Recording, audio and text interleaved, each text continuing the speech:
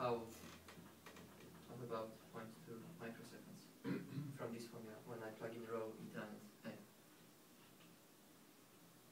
So it doesn't go amazingly far, considering the maximum distance that it moves with. This is the average distance that has been measured. So the coasting, it can be neglected. It cannot propel itself and stop propelling. It goes as far as it keeps on propelling itself.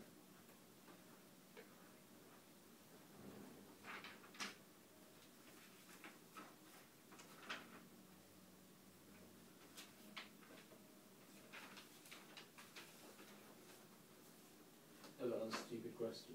Yeah? On the board, the thing that looks like a V, is that the kinematic viscosity, 10 to minus 2 centimetres squared? On the right, underneath the V, that's kinematic viscosity? Yeah. Okay. That's mu. That's a mu, is it? Mu. Oh, mu. Yeah. I've never actually used one before. Okay. Mu. Like neutrino. Yeah. The person, all these micro animals, are they all in water or are they in different liquids? Those would be in water. So if you put them in glycerin, the Reynolds number would be even smaller. So even though those on the left are all in water, the Reynolds number are different? Or Yeah, because Reynolds number depends on the length scale. As I've shown, it was UL rho over mu. So if your L is tiny, then R is going to be also very tiny. I remember that. So even for the same V and rho, as you change the length scale, your Reynolds number changes. It is dependent on the dimensions of the object and on the properties of the environment. And they used this centipoise, and I was curious what does it mean. And I found out that this is the CGI unit of viscosity, of kinematic viscosity, and it is equal to 10 pascals times second, as we now use as a unit of viscosity. It was named after Poisson. One poise.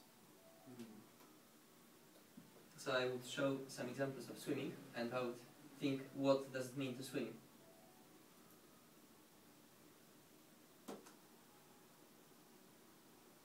That's an attempt to swim in a very highly viscous fluid.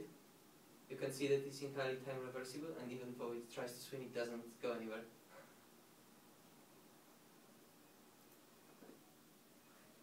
You could watch it for hours and it's not going to move anywhere. And this is equivalent to that. Whereby they just move the standard propelling technique of fish, and they try to move somewhere. Well, but it doesn't. It clearly stays in the same place. It is glycerin, so it's a highly viscous fluid. But it does if you keep watching the video. I watched it before coming. It changes its sort of angle of attack. Is that just an artifact of the... That's just an... Is that just the way it's going? That's just it's gravity. Heavier in the tail rather than... Yeah, that's just gravity. I mean, That's nothing to do with the...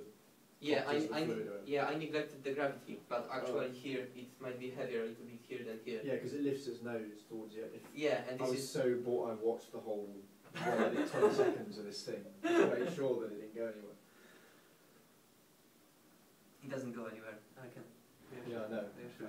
Yeah, and then for a comparison, you have got swimming in water.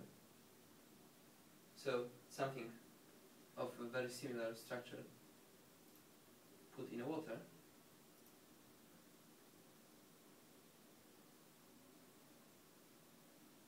is going to drop it into the water.